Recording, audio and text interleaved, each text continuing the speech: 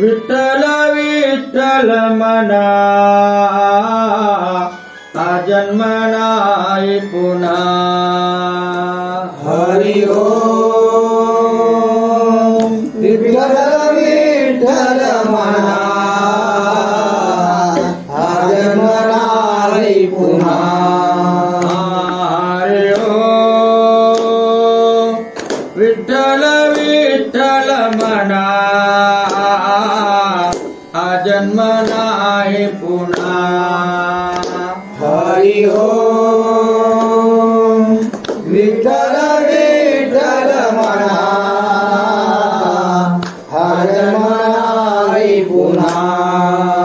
हा जन्म नाही, हा जन्म नाही, हा जन्म नाही पुन्हा. हरि ओम. विठ्ठल विठ्ठल म्हणा हा जन्म नाही पुन्हा. हरि ओम. विठ्ठल विठ्ठल म्हणा हा जन्म नाही पुन्हा. हा जन्म नाही, हा जन्म नाही, हा जन्म नाही पुन्हा. हरि ओम. विठ्ठल विठ्ठल म्हणा हा जन्म नाही पुन्हा. हरि ओम. विठ्ठल विठ्ठल म्हणा हा जन्म नाही पुन्हा. जन्म नाही पुन्हा. जन्म नाही पुन्हा. विठ्ठल पार्वती पती महादेव सीताकांत स्मरण जय जय राम. श्री गणेशाय नमः. श्री सरस्वती नमः. श्री गुरुवे नमः. श्री राम सीतापते नमः.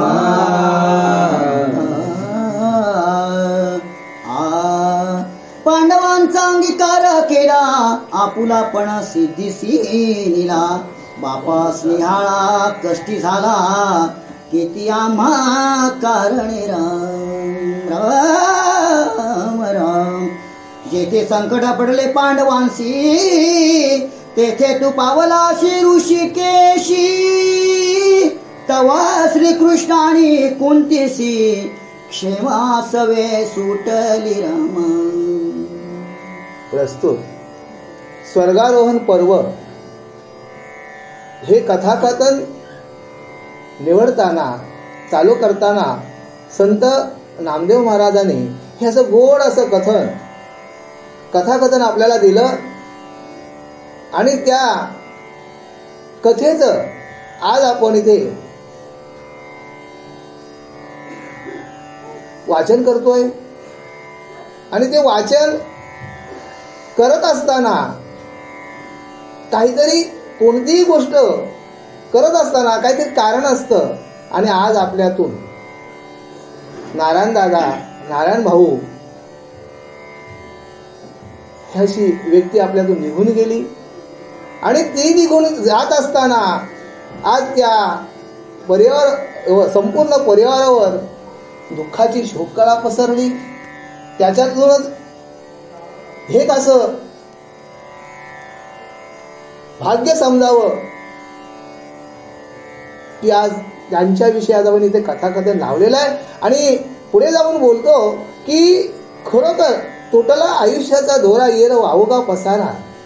ज्या वेळेला माणसाच्या आयुष्याची माल तुटतं त्यावेळेला हा सर्व जो आपण जो केलेला हा सर्व पसारा हा इथेच राहतोय. बघा, माऊलीनी काशी यात्रेला जावं. बघा भगवंताची काय लीला असेल हो की काशी यात्रेला बोलवावं त्या भगवंतानी आणि तिथून तिचा परतीचा प्रवास व्हावा. तिथून तिचं सर्व सौंदर्य, तिचं सर्व सौभाग्य हिरावून घ्यावं. हे नेत्याने लिहिलं आणि दादा निघून गेले इथून. खरोखर ही दुःखद घटना आहे. आणि खरोखर त्यांच्या स्मृतीला अभिवादन करून त्यांच्या आत्म्याला शांती लावू. आणि त्या शांतीसाठी आज आपण इथे कथाकथन विषयी निवडलाय, स्वर्गारोहण पर्व. बघा, पांडवांचा अंगीकार या भगवंतानी केला पांडवांना जवळ घेतलं, पांडवांना कुरवारलं. जशी बघा आई लेकराला जवळ घेते, लेकरावर आमाप अशी माया करते आणि माया करत असताना ती त्या लेकराला पुढच्या आयुष्याची वाटचाल देत असते. तसेच भगवंत परमात्माने काय केलंय, त्या पांडवांना जवळ केले. जवळ करून सुद्धा त्या पांडवांना सांभाळले, त्यांचा अंगीकार केला. ज्यावेळेला भगवंतानी अंगीकार ज्याचा केला नारायणे, ज्यावेळेला भगवंताने आपला अंगीकार केला त्यावेळेला आपली कुठलीच गोष्ट कमी पडत नाही. हो, कुठलीच गोष्ट कमी पडत नाही की त्या भगवंताचा ज्यावेळेला आपल्यावर वरदास्त होतं त्यावेळेला आपल्याला सर्व आकाश कसं ठेंगणं वाटतं. आणि तसंच या पांडवांचं झालं होतं आणि पांडवांना भगवंताने पूर्ण वरदास्त दिला होता. कुंतीचे ऐकून वचन धर्माचे गहिवरले मान, सद्गदित कंठ होऊन अंगी रोमांच उठले राम. आणि आता इथे कुंती मातेचं काय बोलते भगवंताविषयी, कुंती माता बोलते, हे भगवंता, हे ऋषिकेशा, तू आज काय बोलतोस, काय तू असं का बोलतोस. आणि ज्या वेळेला कुंती माताने भगवंताचं गैवरून असं वर्णन केलं त्यावेळेला धर्मराजे सुद्धा काय आलंय, मन दुःखी झालंय. धर्मराजा सुद्धा मनाला कळवळा आलाय की आईच्या तोंडातून काय शब्द येतात देवाबद्दल. का देवानी पण तसंच बोललेलं आहे, देवानी पण तसंच वक्तव्य केलेलं आहे. आणि त्यावेळेला कुंती बोलते, अरे भगवंता, हे ऋषिकेशा, तूच जर अशी वार्ता करत असतील, तुम्ही जर असे बोलत असाल तर आम्ही काय करायचं. शब्द नवधवे वैखरीसी मौनेंच लागला चरणासी, आसवे धुतले हरिपदासी केवेळी परिये सराम. बघा, आणि इथे धर्मरायाची अवस्था काय झालेली आहे, शब्द तोंडातून फुटत नाही, शब्द तोंडातून फुटत नाही. मनातूनच मुक्यानेच काय केलंय, चरण पकडलेले आहेत. बघा, माणसाचा कसं काय एखादी जर दुःखद घटना घडत असली तर माणसाला मन गैरून येते. आता इथे भगवंताने वाक्यच असं केलंय, भगवंतानी बोललंय तसं आणि कुंती मातानी त्या भगवंताचं स्तवनच असं केलंय. त्यामुळे इथे धर्मरायाची अवस्था कशी झालेली आहे, दुःखी झालेली आहे. मग देवे धर्माची उचलिला प्रेमे प्रीती आलिंगीला, जेवी दीपासी दीप मिळाला तव जाहले एक रूप राम. आणि मग इथे धर्मराजाने काय केलं, त्या भगवंताच्या चरणावर लोटांगण घातले आणि मग धर्मराजाने काय दोन्ही हात धरावं आणि धर्मराजाला उचलून दिलंय. आणि धर्मराजाला अशी कडकडून मिठी मारली. जशी माय जशी लेकराला मिठी मारते त्याप्रमाणे जसं दोन दिवे आपण जर एकत्र केले तर त्यांची जर ज्योत जर आपण पेटवली तर ती ज्योत कशी दिसते, एकरूप. तसा धर्मराजा आणि भगवंत तिथे एकरूप झालेले आहेत. वृक्षी छाया निवडे जैसी तैसे क्षेम सुटले दोघांशी, तवा भीमय उनी प्रेमेंशी कृष्णाशी भेटला दरे राम. बघा, जशी वृक्ष आहे, झाड आहे आणि झाडाची सावली कुठे पडलेली आहे, धरणीवर पडलेली आहे. पण ती झाडाला सोडते का. जर सूर्यनारायण जर पूर्वेकडून जर उगवला तर ती सावली कुठे पश्चिमेला राहते. पण कालांतराने ती माध्यान्ह होते आणि माध्यानंतर पुन्हा ती त्याच जागेवर सावली येत असतं. त्याप्रमाणे जशी वृक्षाची सावली झाडाला सोडत नाही तसा भगवंत परमात्मा आणि धर्म हे काय होते, एकरूप होते. बघा, तेवढं साक्य होतं. आजपर्यंत आपण सहजगत्या बोलतो द्वारकेचा राणा पांडवा घरी. आपण हरिपाठ बोलताना सहजगत्या बोलतो द्वारकेचा राणा पांडवा घरी. अरे पण द्वारकेचा राणा पांडवा घरी का राहिला पांडवा घरी, का तेवढी भक्ती होती. बघा, या भगवंताला या संतांनी काय केलं, ऋणी केला. त्रैलोक्याचा धनी संती केला ऋणी, म्हणून धावे मागे मागे. आज ऋषिकेश इथे काय आहे की या पांडवांची एवढी अफाट भक्ती होती, कृष्ण पर्वताविषयी एवढा साक्य होता, सलोखा होता. त्यामुळं देवाला सुद्धा पांडवांच्या घरी राहावं लागलं. गोकुलामध्ये भगवंत किती वर्ष राहिला, 11 वर्ष 6 दिवस 9 दिवस राहिला. बघा, आणि गोकुलामध्ये जन्मतःच भगवंताला गोकुलात आणलं आणि त्याच्यानंतर 11 वर्ष 9 दिवस हा भगवंत गोकुलात राहिला. त्याच्यानंतर 12 वर्ष सांदीपानी ऋषींच्या इथे त्यांनी शिक्षण घेतलं. त्याच्यानंतर 12 वर्ष शिक्षण घेतल्यानंतर मग भगवंत कुठे गेले? मथुरेला गेले. मग मथुरेला गेल्यानंतर म्हणजे तिथे सुद्धा आई वडिलांचं म्हणजे ऋण होतं. कौसाला मारलं. अशा एवढं कार्य करत असताना शेवटला भगवंत परमात्मा संपूर्ण आयुष्य कुठं काढलं? पांडवांच्या घरी काढलं. आणि मग पांडवांच्या घरी आयुष्य काढत असताना भगवंत इथे काय बोलले की मी आता जातोय कुठं? निजधामाला. निजधाम म्हणजे काय हे इथे सर्वांना उमजलं होतं. त्यामुळे इथे पांडव इथे दुःख करत होते. जैसी सरिता शीघ्र वाहे आणि सिंधुसी मिळे लवल आहे तैसा दरे शीघ्र पाहे भीम भेटला कृष्णासी राम. बघा ज्याप्रमाणे डोंगर कड्यावरून नदी खलखल खलखल करत येते.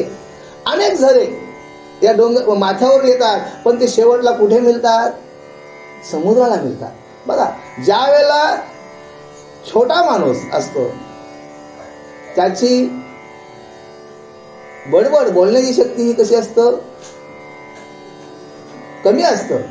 आणि पण तो अथांग सागराला मिळाल्यानंतर या नद्या ह्या नाले अथांग सागराला मिळाल्यानंतर त्या कशा झाल्या? समुद्र. मग आता समुद्राचा गणित आपला करता येणार नाही. मग त्याप्रमाणे भगवंत आणि इथे काय सांगलंय? भगवंत आणि भीम कसे जसे जसा डोंगर माथ्यावरून एखादा झरा वाहत यावा आणि तो समुद्राला मिळावा तसा समुद्राची उपमा भगवंत आणि भीम हे एकरूप झालेले आहे. भीमा म्हणे अनंता सांभाळिले त्वां शरणांगता आम्ही तव गोपीनाथा शरणांगता तू ते असोरा. अरे आता इथे भीम काय बोलतोय की भगवंता हे अनंता हे ऋषिकेशी आजपर्यंत आम्ही तुम्हाला शरणांगत होतो. आम्ही तुझ्या पायाशी होतो आणि तुम्ही भगवंत आम्हाला काय केलं? आजपर्यंत आम्हाला सांभाळलंस. कसं सांभाळलंस? एक वडील पुत्राचं नातं, गुरु शिष्याचं नातं. भगवंता ज्या ज्या वेळेला आम्हाला प्रसंग पडला त्या त्यावेळेला आम्हाला तुम्ही काय गुरु रूपाने आम्हाला मार्ग दाखवलास.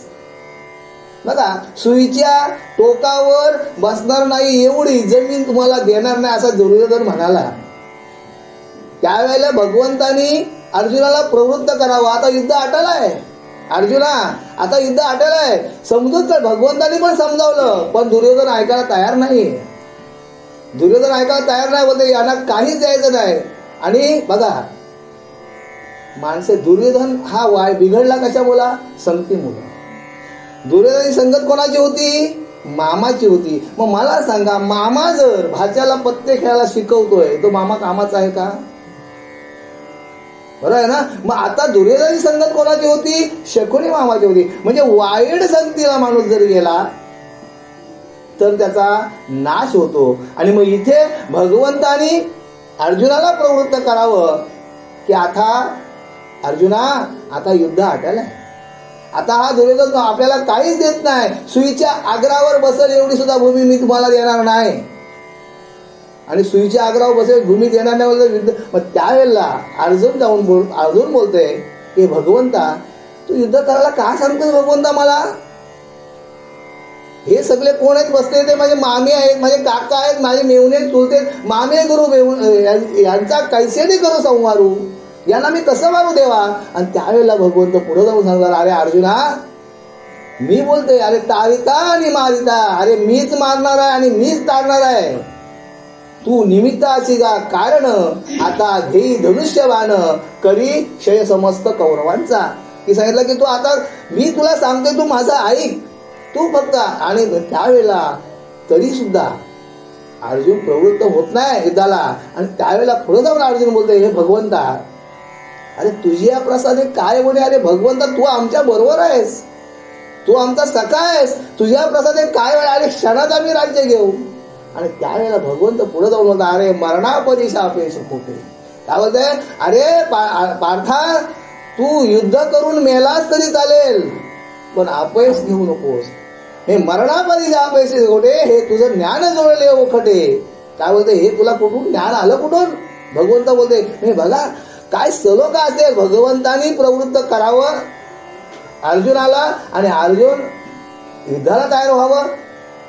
आणि मग एवढा यांचा सलोखा असताना मला सांगा, इथे भगवंत जातोय बोलल्यानंतर कोणाला दुःख नाही वाटणार? हीच अवस्था इथे पांडवांची झालेली आहे. तू आमुचा माय बाप हरी तेने तरलो बरविया परी नानाविध आमुचे वैरी तुम्ही निर्दाळिले तिरा. अरे हे भगवंता, की तुम्ही नाना म्हणजे आम्ही नाना खेळ खेळलो रे भगवंता तुझ्या कृपेने. नाना आमच्या प्रसंग आले, संकट आले, त्या वेळेला प्रत्येक वेळेला भगवंता तू आम्हाला तारलं. आणि तुझ्या कृपेमुळे आम्हाला काय कमी होतं? काही न्यूनताच नव्हती. आणि तुम्ही ही वार्ता करा, एवढी मोठी तुम्ही गोष्ट करताय. म्हणजे हा काय झालाय, एक भगवंता जवळचा जो भक्ताचा जो ऋण होता, हे ऋण बोलतोय आजपर्यंत. आणि भगवंत जायला नाही, त्याच्यामुळे पांडवांची अवस्था अशी झालेली, क्रीडा झालेली आहे. त्याच्यामुळे हे पांडव इथे बोलत आहेत. बघा, ऐसे बोले भीमसेन तवा पार्थ उभा कर घडून चरणावरी लावून या नयना भेटी लागी उभा असे होरा. आतापर्यंत भीमाने भगवंताचं स्तवन करत असताना भीम कधी देवाच्या बाजूला जाते हा पार्थ वाट बघत. आणि एवढं भीमाचं बोलणं झाल्याबरोबर पार्थाने काय केलंय, भगवंताच्या समोर दोन हात जोडलेत. आणि मग तुम्ही काय बोलते पार्थ? भीमाचे क्षेम सुटतान जाणा पार्थ धावून धरले चरण मग कृष्णे उचलोनी आलिंगन आनंद दिधले तयासीरा. आणि मग आता एवढं करताना आता भीम बाजूला जातोय ना जातोय, पार्थाने काय केलंय, भगवंताचे चरण पकडलेत. आणि मग भगवंताने काय केलंय, जसं लेकराला उचलून घ्यावं त्याप्रमाणे भगवंताने काय केलंय, अर्जुनाला आलिंगन दिलंय. म्हणजे जशी माय, बघा आपण एक साधा उदाहरण घेऊया, की एक कोंबडी असते. कोंबडी ती इकडं वाकरते तिकडं वाकरते, चिवचिव करत असतं. पण तिची छोटी छोटी जी पिल्ला असतात, जर बाजूला जर काय मांजर आली, काय दुसरा जर स्वापद आला, तर ती काय करते, त्या पिल्लांना काय करते, पंखाखाली घेते. मग तशीच आईची माया आहे ना, ती लेकराला काय करते, त्या पंखाखाली वाढवते. पण आता एक या कलियुगा माझारे काय झालंय, मुलं सुद्धा आई वडिलांना मानत नाही. बघा, जन्मलो एकाच आईच्या उदरी. आपण एका आईच्या उदरामध्ये 4 मुलं जन्माला आली, पण त्याच्यामध्ये एक भक्त असतं, एक वैरी असतं. त्याच्यानंतर पुढे जाऊन एक शोकांकिता आहे, की त्या आई वडिलांची सुद्धा मुलं हिस्सा करतात. अरे बाबा तुझ्याकडे 6 महिने ठेव, आई माझ्याकडे 6 महिने. त्याच्यानंतर पुढे जाऊन सांगतो की 4 मुलं आहेत, तर मग ते वार लागतात. अरे 2 महिने तू आईला ठेव. आणि 2 महिने होतात न होतात, अरे दादा तारीख तुझी संपली, न्यायला आईला. आणि जर तो न्यायला आला नाही तर रिक्षा बसून त्याच्याकडे पोच करतात. म्हणजे काय मला सांगा, ज्या मायेने हाताच्या झोल्या केल्या, आता परिस्थिती सुधारली, सगळ्यांची सुखी झाली. पण पूर्वीचे दिवस जर आठवले, तर आई वडील शेतावर जात होते, शेतावरून काहीतरी कष्ट कावाड करून त्या मुलाला लेकराला काहीतरी आणत होतं. शेतावर जर कोणी उंबर नेलं ना, तर ते उंबर ओटीला भरून आई घरी आणत होती. बरोबर की नाही? म्हणजे एवढी परिस्थिती होती. पण आता सगळ्या गोष्टी कशा मोबदल्यात भेटायला लागल्या आहेत. तरी पण काय झालंय, की माणसं काय झाली, या आई वडिलांना मानत नाहीत. मग काय झालंय, आई वडिलांना मानत, पण ज्याने आई वडिलांची सेवा केली त्याला आयुष्यामध्ये कुठलीच गोष्ट कमी पडणार नाही. म्हणजे ज्याने आई वडिलांचे पालन केले त्याला काशीला पण जायची गरज नाही, त्याला कुठल्या मंदिरात सुद्धा जायची गरज नाही. त्याला त्याचा माय बाप हे दैवत माझे असता माझ्या घरी, कशाला जाऊ मी पंढरपूर, काय गरजच नाही पंढरपूरला जायची. पण तो त्या आई वडिलांच्या चरणाशी स्थिर राहायला पाहिजे. पुढे जाऊन मावल्याने सांगेल की जी पत्नी जर नवऱ्याच्या जर सकाळी जर ती पाया पडत असेल किंवा संध्याकाळी जर ते पाया पडत असेल, तिला सुद्धा मंदिरात जायची गरज नाही. पती परमेश्वर आहे. पण आता काय झालंय, सर्व गोष्टी वेगळ्या झालेल्या आहेत. का? कलियुगा माझा रे. भगवंतांनी सांगूनच गेलाय की ज्या वेळेला कलियुग येईल त्यावेळेला, इथे सुद्धा सांगून गेलाय, काल झाला असेल की भगवंतांनी पांडवांना सांगितलंय की आता इथे राहायचं नाही आपल्याला, का कली येतोय. आणि कली आल्यानंतर सगळ्या गोष्टी काय होतील, बदलून जातील ह्याच प्रकारे. म्हणून कलियुगामध्ये एकच जर माणसाला जर तरायचं असेल तर हे कथाकथन किंवा भगवंताची निश्चित भक्ती किंवा आई वडिलांचे चरण आणि पत्नीने सुद्धा पतीची सेवा. मग अर्जुना म्हणे गा देवा काय उपकार करू केशवा तू आण आपुल्या जीवींचा ठेवा दिधला मज कारणे राम. अरे भगवंता हे ऋषिकेशा काय बोलते पार्थ इथे रे भगवंता की तू खरोखर की जीवीचा ठेवा की आम्हाला तुम्ही काय केलं हृदयाशी धरून ठेवलं. आम्हाला प्रत्येक वेळेला तू भगवंता काय केलंस कसं सांभाळत की हृदयात जसं या कुडीमध्ये जसा आत्मा आहे जसे हृदयाची धडधड करते त्याप्रमाणे भगवंता तुम्ही आम्हाला सांभाळलंस. आणि भगवंता तू आज ही वार्ता करतोस. जेणे मजसी सनात केले या भवर्णवापासून सोडविले तेथे येरकाया उरले थोर बहा उपकार राम. ज्या वेळेला कुरुक्षेत्रावर भगवंतांनी पार्थाला गीता सांगितली 18 पर्वामध्ये गीता सांगितली त्यावेळेला पहिल्या अध्यायामध्ये अर्जुना निशादेव झाला. त्याच्यानंतर भक्तियोग कर्मयोग असे सर्व योग भगवंताने काय केले पार्थाला त्या कुरुक्षेत्रावर सांगितले. आणि एवढे करत असताना इथे पार्थ बोलते भगवंता मला भक्ती दाखवलीस मला आई वडिलांची सेवा दाखवलीस मला मित्रत्व दाखवलंस मला साख्यत्व दाखवलंस मला युद्धनीती शिकवलीस मला जगामध्ये काय केलंस तुम्ही मला तयार केला सक्षम केलास भगवंता. आणि आज तुम्ही ही वार्ता करताय. मी प्रत्येक वेळेला पांडवांच्या तोंडातून शब्द काय दे की ऋषिकेशा तू असं नको बोलू तू असं नको करू का नको करू की तुम्ही निजेच आम्हाला जाऊ ना. हा प्रत्येकाचा काय होता त्या भक्तांचा अट्टाच होता. ऐसे जवा विनवी पार्थ तवासे नकुळ वाट पाहत कृष्ण चरण अवलोकित उतावेळ भेटी लागी हो. आणि मग भगवंताची चरण कधी भेटतात बघा पांडवांची कसं झालंय की दादा कधी बाजूला सरतात पार्थ कधी बाजूला होते आणि मग नकुल काय बोलतोय की भगवंताचं चरण मला कधी पकडा अशी वाट बघतोय. जेव्हा पार्थाचे क्षेमा सुटले धावोनी नकुळे आली गेले तै अत्यंत दुणावले प्रेम तेथे उभयतांचे राम. आणि मग जेव्हा पार्थाची भीती भगवंताच्या जो सुटते त्यावेळेला नकुळेने काय केलंय भगवंताचे जाऊन चरण पकडलेले आहेत की मला कधी भगवंताचे चरण भेटतील. अशा प्रकारे प्रत्येक जण काय करे म्हणजे इथे देव आणि भक्त इथे काय झाले ओढाताण झालेलं आहे की मला कधी देवाचे चरण भेटतात. म्हणजे काय जिव्हाळा असेल हो भगवंतावर. नकुळ असता क्षेम देत सहदेवाचे वाट पाहत श्रीकृष्ण भेटीसी उद्युक्त उता वेळ झाला सप्रेमे. आपण ज्या वेळेला पंढरपूरला जातो बघा पंढरपूरचा मायबाप विठुराया हाच भगवंत परमात्मा. आणि मग ज्या वेळेला आपण पंढरपूरला जातो त्यावेळेला आपण काय करतो लाईनीला उभे राहतो. माझी कधी लाईन येईल म्हणजे आपल्याला किती वाटतं की मला देवाचं दर्शन कधी भेटेल. आणि त्याप्रमाणे नकुल सहदेवाची अवस्था पण इथे काय झालंय कधी नकुल बाजूला जातोय आणि मग सहदेव कधी मला भगवंताचं पाय भेटतील. आणि अशा प्रकारे इथे काय झालंय आज ओढ लागलेले देवाच्या दर्शनाची. बोला ते हरीने जाणीतले मग सहदेवासी खुणावील तवा क्षेमा सोडिता नकुळे भेटी दिदली सहदेवारा. आणि मग आता या नकुळ आणि सहदेवाच्या या भेटीचा भगवंताने जाणलं की आता याला भेट माझी लवकर करायची. आणि मग भगवंताने नकुळाला खुणावलं की नकुला चल बाजूला थोडावं. आणि अशा प्रकारे म्हणजे काय बघा आजपर्यंत एवढ्या वर्ष पांडवांच्या बरोबर राहून सुद्धा भगवंताच्या या भेटीचा हा लळा आहे ना हा तुटला नव्हता की भगवंताची भेट हवीशी वाटत होती त्यांना.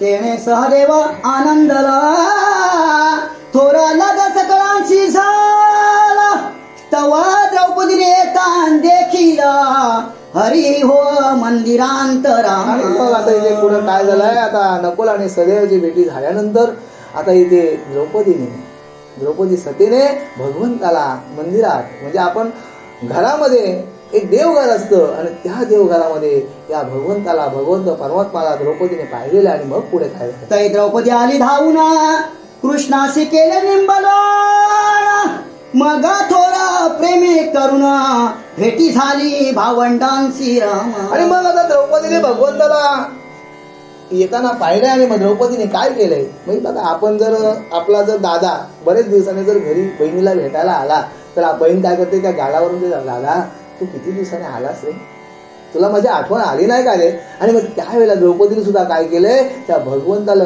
आपण बघा ज्या वेळेला लहान मुलं घरी येतं त्यावेळेला आई धावत जाते, अगं बाय पाणी हाण उडवायला, आंबट भात हाण उडवायला.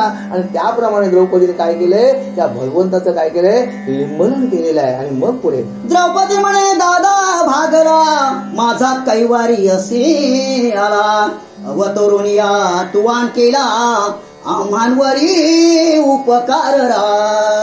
आणि मग इथे द्रौपदी बोलते, दादा पुन्हा बोलते, द्रौपदी म्हणे दादा भागला माझा कैवारी असे आला, अवतरून या तुवान केला आम्हांवरी उपकार रा. आणि मग इथे द्रौपदी बोलते, दादा तू जमलास का रे, आजपर्यंत प्रत्येक वेळेला तू काय केलंस आमच्यावर, की तू भगवंता तुझा जो अवतार जो आहे तो खरोखर आमच्यासाठी परिपूर्ण आहे. आणि त्या अवतारामुळे आम्हाला काय केलंस, तुम्ही पुनीत केलंस दादा. आणि मग तू आमच्यासाठी सखा आहेस, आणि मग तू भागलास का दादा, अशा प्रकारे द्रौपदी बोलत आहे. तुझी या उपकाराची राशी काय वर्णू ऋषिकेशी, मुळीन हुनित्वान आमांशी रक्षिले असे देव देव राम. म्हणजे द्रौपदी काय बोलते, दादा भागलाच म्हणजे दादा तू आमच्यासाठी जे बरं काय आजपर्यंत आमच्यासाठी जे केलंस त्यासाठी ते शब्दाचा अर्थ काय होते, की दादा तू आमच्यासाठी थकलास का, दमलास का, आपण बोलतो ना. आणि त्याप्रमाणे आजपर्यंत तुम्ही आमच्यासाठी भगवंता किती त्रास घेतलास, आमच्यासाठी किती काय केलं, आजपर्यंत आमच्या बरोबरच तू उभा राहिलास. आणि मग पुढे आम्हान जेथे पडे अडचणी तेथे यसी धावून सकळ निस्तारलो तुझे चेनी, दादा तारू तू माझे हो राम. आणि हे दादा, हे भगवंता, हे ऋषिकेशा, ज्या ज्या वेळेला आम्हाला संकट पडलं, ज्या ज्या वेळेला आम्हाला प्रसंग पडलं, त्या त्या वेळेला जसं समुद्रामध्ये जहाज आहे आणि हवा सोसाट्याचा सुटलाय, आणि त्या हवेतून जसं जहाज किनाऱ्याला येतोय आणि तो वाचला जातो, त्याप्रमाणे तुम्ही भगवंता काय केलंस, आम्हाला प्रत्येक क्षणाला, प्रत्येक वेळेला, प्रत्येक प्रसंगाला हे भगवंता ऋषिकेशा तुम्ही आम्हाला वाचवलंस. असो आता विस्तार बहुता सुभद्रेसी भेटला अनंत, नगर लोक समस्त कृष्ण दर्शने आनंदले रा. आणि मग आता इथे ग्रंथकर्ता बोलतोय की आता आपण इथे द्रौपदीचा, पांडवांचा वर्णन भरपूर केला. आणि मग इथे भगवंत कोणाला भेटेल, आता सुभद्राला. आणि मग सुभद्राला जेव्हा भेटल्यानंतर मग धर्मे षोडशोपचारेंशी पूजुनिया श्री कृष्णासी, मग सारुनिया भोजनासी सुख गोष्टींशी बैसले रा. आणि मग भगवंत सुभद्रेला भेटल्यानंतर एक श्रुतीने प्रश्न केला. श्रुतीने प्रश्न केला उद्धवाला, आणि उद्धवाने प्रश्न केला देवाला, हे भगवंता, की आजपर्यंत तुझी सुभद्रा ही सख्खी बहीण होती, मग आजपर्यंत तू जास्त लक्ष पांडवांकडं किंवा द्रौपदीकडे दिलंस आणि द्रौपदीकडे देतोस, हा प्रश्न श्रुतीला पडला. आणि श्रुतीने प्रश्न केला उद्धवाला, आणि उद्धव भगवंताला विचारतोय, भगवंता, की आजपर्यंत तुम्ही एवढं साख्य द्रौपदीला का केलंस, आजपर्यंत द्रौपदीवर तुझा एवढा जीव का. आणि त्यावेळेला भगवंताने सांगितलं, उद्धवा तुला पाहायचं आहे का, तुला ऐकायचं आहे, मागे जाऊन जातो सांगतोय, मागचा उदाहरण सांगतोय की जायचं द्रौपदीचं आणि सुभद्राचं. आता सुभद्रा ही सख्खी बहीण असताना द्रौपदीवर जीव का. त्यावेळेला भगवंत सांगतात, उद्धवा ऐक. आणि मग भगवंत काय करतोय, एक छोटासा नाटक करतोय, एक फल कापतोय, आणि फला कापत असताना हात कापला जातोय, बोट कापला जातोय. आणि मग भगवंत कोणाच्या सुभद्राच्या दारात जातात आणि सुभद्राला बोलतात, ताई ताई मला काहीतरी बोटाला बांधायला दे. आणि मग ती सुभद्रा काय करते, इकडे शोधते, कपडा चिंदी शोधते, पण तिला काय ती चिंदी सापडत नाही. अशा करताना हातातून रक्त पडतोय, आणि रक्त पडतंय. आणि त्यावेळेला द्रौपदीच्या समोर जेव्हा भगवंत येतात, त्यावेळेला द्रौपदी काय करते, पदराला हात घालते आणि पदर फाडते. आणि त्यावेळेला पुन्हा श्रुती प्रश्न करते उद्धवाला, अरे उद्धवा, सौभाग्यवती स्त्रीने पदर फाडू नये. मग द्रौपदी काय करते? आणि त्यावेळेला उद्धवाने प्रश्न केला द्रौपदीला, द्रौपदी तू पदर कसा फाडते? आणि त्यावेळेला द्रौपदी एक मार्मिक उत्तर देते. काय उत्तर देते? अरे उद्धवा, ज्या भगवंताने आजपर्यंत माझं कपाळाचं कुंकू अबाधित ठेवलंय, ज्या भगवंताने आजपर्यंत माझं कुंकू अबाधित ठेवलंय, त्या भगवंतासाठी मी चिंतित पदर फाडते.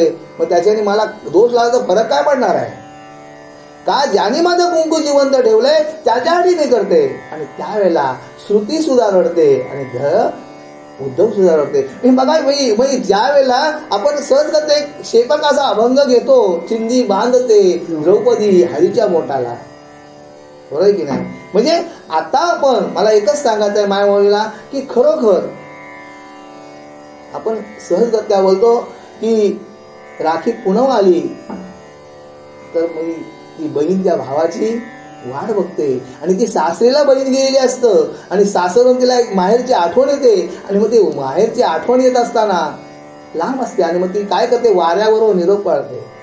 त्या वाऱ्याबरोबर निरोप जाते, घाल घाल पिंगा वाऱ्या माझ्या परसात, सुखी आहे पोर सांग आईच्या कानात. आई भाऊसाठी परी मन खंता होतं. बघा सहज करता ती म्हणजे एक कवीने कल्पना केली की त्या मुलीचं हे माहेराकडं जीव जास्त असतं. कधीही जरी मुलीचा जर माहेराकडे जीव जास्त असतं की तिला एक खंत असतं, तशीच या भगवंत परमात्म्याकडे काय होतं? द्रौपदीचा जीव कुठं होता? भगवंत परमात्म्याकडे होता. आणि मग धर्म म्हणे ऋषी केशी, तू माय बाप आम्हान होसी, आम्ही जीवे सर्व भावेंशी, अंकित तुझे पैरा. आणि मग इथे आता धर्मराजा पुढे जाऊन बोलतात, हे भगवंता, की आजपर्यंत तू आमचा सांभाळ केलास, आता तू कोण आहेस? आमचा माय बाप आहेस. आणि तुझ्या चालेही शरीर कोणाचे सत्ते, कोण बोलतो भेद वार्ता. भगवंता आजपर्यंत जे आम्ही चाललो हे तुझ्या शक्तीने चाललो.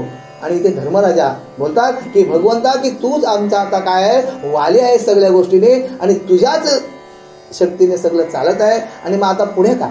ऐशी करून या स्तुती, मग सांगे जीवींची खांती, जे दुष्ट दुर्बुद्धी चित्ती, उठत असे निरंतर राम. आणि मग आता इथे भगवंताला हे बोलून झाल्यानंतर, धर्मराजा बोलून झाल्यानंतर की आजपर्यंत तुम्ही आमचा सांभाळ केला, पण मनात एक काहीतरी याचे वाईट विचार काहून मानलंय की का देव जातोय ना, म्हणून प्रत्येकाच्या मनामध्ये काय झालंय? काहून मला. मग पुढे आता धर्मराजा काय बोलतात? मग ज्ञान पाहे अनंत, तव कली असे डोकावीत, मग धर्मासी म्हणे कृष्णनाथ, थोर विघ्न उदेले राम. आणि मग इथे भगवंताला बोलतो की देवा तू आजपर्यंत, धर्मराजा वगैरे, देवा आजपर्यंत तुम्ही आमचा सांभाळ केला सगळ्याकडून, पण मनात एक वाईट तरंग येतात, काहीतरी वाईट विचार येतात. असे वाईट विचार भगवंता तू आमच्या बरोबर असताना यायला नाही पाहिजे.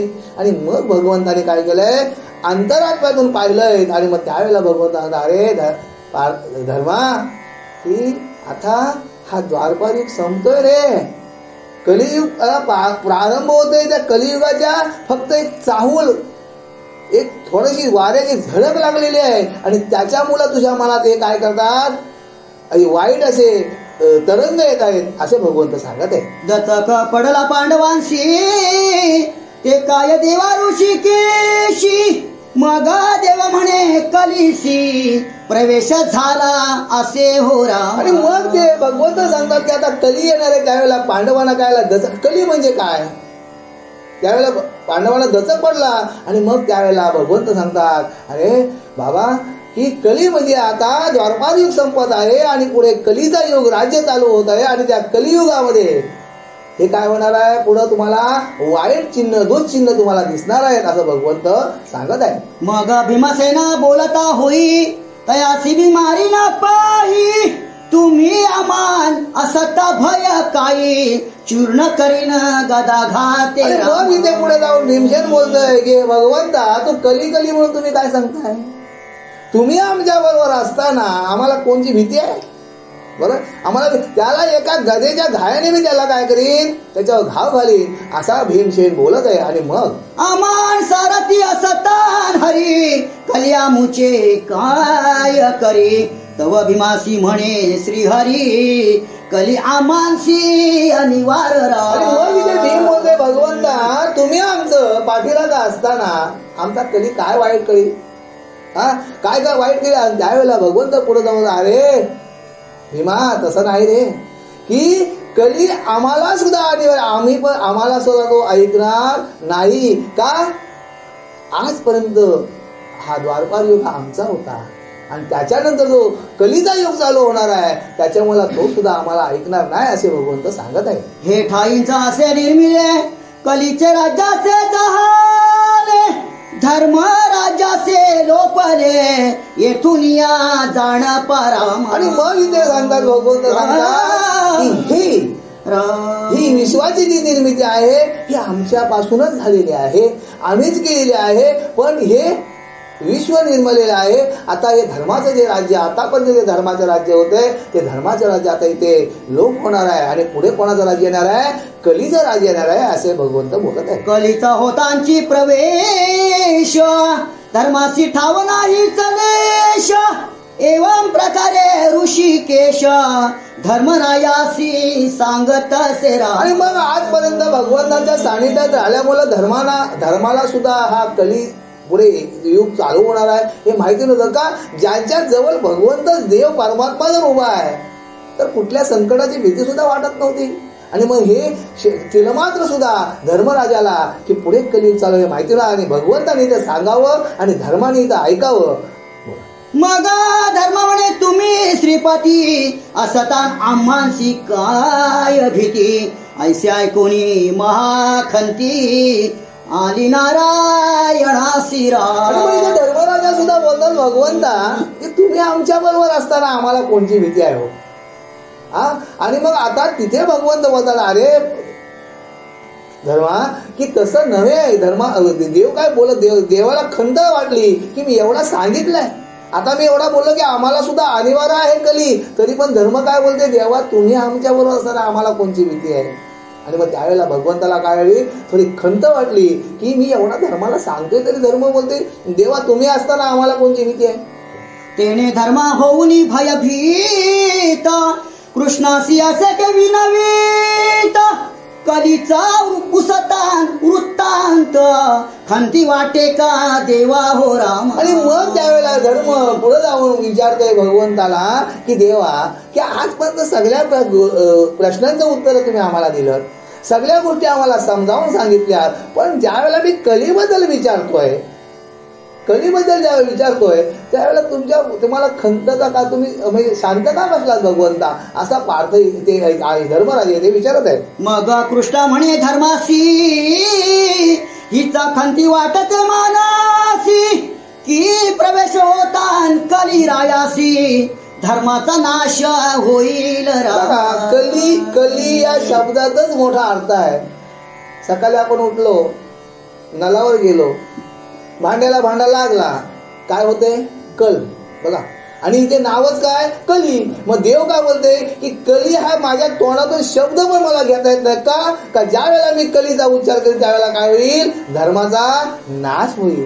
म्हणजे कली या शब्दातच असा आहे, गुढ आहे, त्याच्यामुळे मला खंत वाटते म्हणून मी नाव घेत नाही असं भगवंत इथे सांगत आहे. कलियुग महादारुण ब्राह्मण सांडितील देवतार्चन, गायत्री मंत्र सांडून नाना जपतील कुमंत्र राम. आणि मग इथे सांगितलं की कली असा दारुण असा युग येणार आहे की त्यावेळेला ब्राह्मण सुद्धा काय होतील, त्यांचे मंत्रपाठ विसरतील. बघा आपण साधा तुम्हाला एक सांगतो की ज्या वेळेला आपण सत्यनारायणाची पूजा, ज्या वेळेला आपल्याकडे खरे महाराज यायचे त्यावेळेला आपण पूजेला 10 वाजायचे बाहेर, कधी होते पूजा म्हणजे लोक वाट बघायची. पण आताची जर भरती तर महाराज किती वाजता उरकायची पूजा, 15 मिनिटांत तुमची सत्याची पूजा होते. मला सांगा म्हणजे या ब्राह्मणाई सांगलं की नाही यांचा मार्ग, म्हणजे या पूजेला 2.5 तास लागायचे आणि त्या आताच्या पूजेला अर्धा तासामध्ये पूजा तुमची झालेली असतं. अहो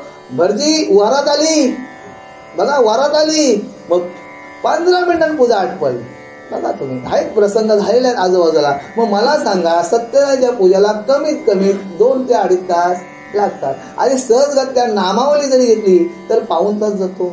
पोथी सांगितली तर पाऊण तास झाला, 1.5 तास झाला. आणि मग देवाची जी विधी आहे त्याला अर्धा तास गेला.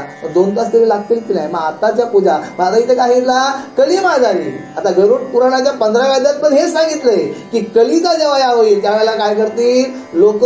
म्हणजे पुढे जाऊन सांगतो की पत्नी सुद्धा नवऱ्याला मानणार नाही, मुलं सुद्धा आई वडिलांना मानणार नाही. हे भगवंत म्हणून हा भगवंत बोलतोय की कली एवढा काय की दृष्ट आहे की त्याचं नाव सुद्धा घेतला तरी दोष लागतोय. अशा प्रकारे ईश्वर भजन सांडितील शालिग्राम न पूजितील भजन विधी करीतील भूत प्रेत पिशाचांचा बघा. आता जर बघायला गेलो तर आमच्या सत्यनारायणच्या पूजेला आमचा डीजे असतो आणि आम्ही डीजेवर नाचतो. पूर्वी काय होतं संगीत भजन असायचं, काहीतरी प्रवचन असायचं. म्हणजे काय सांगितलं देवाने की कलियुगामध्ये लोक काय करतील देवाची पूजा पाठ करणार नाहीत, आई वडिलांना मानणार नाहीत, म्हणजे नातीगोती ओळखणार नाहीत. म्हणजे माणूस काय भ्रामक होईल. म्हणजे सर्व काय होईल झटपट. चला आज काय जेवायला काय नाही, चला आणा नूडल्स. म्हणजे साधा तुम्हाला उदाहरण सांगितलं की आपल्या आज मॅगी बनवूया. आम्ही सहज करता सांगतो की म्हणजे माणसं काय येईल फास्ट फूडच्या आहारी जातील आणि नको ते म्हणजे आजार अडीला लावून घेतील. म्हणजे का हे कलियुग आहे. हे कलियुगामध्ये लोक काय करतील देवधर्म सुद्धा विसरतील. आपुला धर्म सांडितील सेवा निचांची करीतील अन्याय मार्गे चालतील प्रतिग्रह घेतील निचांचे राम. म्हणजे आता इथं सांगितलं की खालच्या वाईट वृत्तीच्या लोकांची लोक काय करतील दोस्ती करतील, चांगल्या लोकांची लोक दोस्ती करणार नाहीत. जर एखादा मोठा जर कार्यक्रम असेल तर आधी नाही बोलत तर अशा एका माणसाला आणतील ते की त्याला तिथेशी आधार म्हणजे चांगला स्थान देतील. पण इथे जर चांगला आपला जर माणूस जर असेल त्याला आणून ते चांगल्या कार्यामध्ये बसवणार नाहीत. म्हणजे इथं काय झालंय धन पाहून तुला जवळ करतील अति लोभाने ते माया करतील तुझी खाऊन तुझी करतील निंदा. बघा तुमचंच खातील, तुमच्याच वरातीला येतील. मग काय आज त्या पाणी लय वाटला म्हणजे तुझी खाऊन तुझी करतील निंदा. म्हणजे असा या कलियुगामध्ये होणार आहे. नारी पतिभक्ती सांडितील सदा व्यभिचार करीतील परधर्म मार्गे चालतील सकळ लोक पृथ्वीवरी राम. बघा आणि आता काय झालं नारी सुद्धा काय करतील आपल्या नवऱ्याला विसरतील आणि परपुरुषाच्या मागे जातील. जास्त नाही बोलत नाही माऊलीनो. पुरुष सांडितील कुलांगना दासी वेशांची जातील जाण द्रव्यामध्ये उन्मत्त नाना क्षितिवरी चतुर्वर्ण. म्हणजे तुमच्याकडं कालांतराने बंडलं येतील, पैशांची बंडलं येतील. पण ती बंडलं साठवायला पण तुमच्याकडे जागा राहणार नाही. पण ज्या शेतीला जर तुम्ही पिकवलीच नाही तर काय बंडलं तावायचे. बरोबर ना की जर तुम्ही शेतीच पिकवली नाही तर अन्नधान्य कुठून येईल. आज तुम्ही 50 रुपये किलोने जर तांदूळ खात असाल पण कालांतराने 5 वर्षांनी जर तुम्ही जाल ना तर 500 रुपयांनी तुम्हाला तांदूळ घ्यावं लागेल. मग ती बंडलं पुरतील का. म्हणजे पैसा येईल, माणूस काय केले पैशाच्या मागे धावेल पण पैसा येईल पण अन्नासाठी काय होईल वाताहत होईल लोकांची. का आता लोक शेतीच करायला कंटाळली. बोलते चला जो तो बोलते चला 4 कोटी भाव मिळतोय आणि 4 कोटी भाव मिळला तरी 4 हिस्सं पडलं. कुठं कोपरून बसलेली बहिणी असतं ती येते आणि बोलते माझा हिस्सा. म्हणजे मला सांगा पण प्रत्येक जर मुलीनी बघा मला काय बोलायचं आहे प्रत्येक जर मुलीनी जर आई वडिलांकडे मागलं तर ते घरी असणारे 2 मुलं का त्यांना काय राहील हो. पण ती सासरी गेल्यावर पण देईल काय नाही ना देणार. गुरु ते न मानितील शिष्य सेवक न मानितील स्वामीस असत्य सकळ बोलतील करीतील नाना पातके. आणि मग काय झालाय क्षणावर तुम्ही जर रस्त्यावर जर बघायला गेलं तर गुरु काय करणार शिष्याला मानणार नाहीत. गुरु काय होते एखादा चांगला गंध लावला की तो आमचा बाबा अरे पण मला या तरुणाला एकच सांगायचं आहे की ज्याने आई वडिलांना सांभाळलं त्याला कुठल्या गुरुची पण गरज नाहीये. पुंडलिक